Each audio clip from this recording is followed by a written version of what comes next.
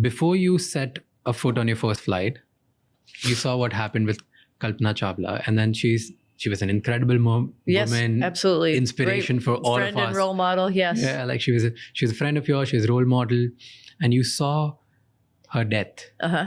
Did that event change anything you?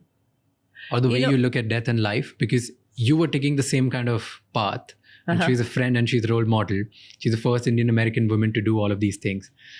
And you're going to be the next. So did that change anything you about death? I think not about death, but about the desire to explore more.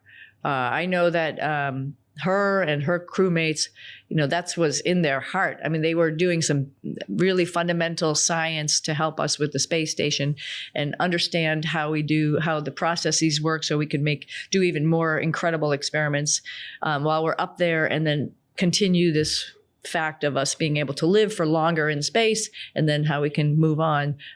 I mean, I knew all of them, and a couple of them very well, really good friends, and not only Kalpana, but that was like what was in their heart. Dave Brown was a really good friend.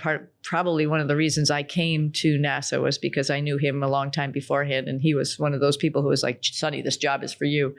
And so I knew in his heart, I know in Kalpana's heart, that this is what they wanted to do. So I think it gave us even more of a feeling of like, we really want to continue this. We've got to do this in their memory.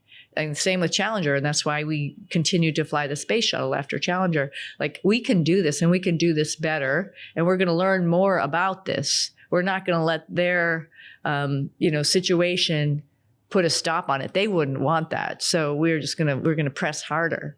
And I think we all know that there's risks involved in this, but we've learned so much from each misstep. I would say we learned from Challenger. We learned from Apollo 1 first and foremost. The Russians have learned a lot of things from Soyuz issues as well.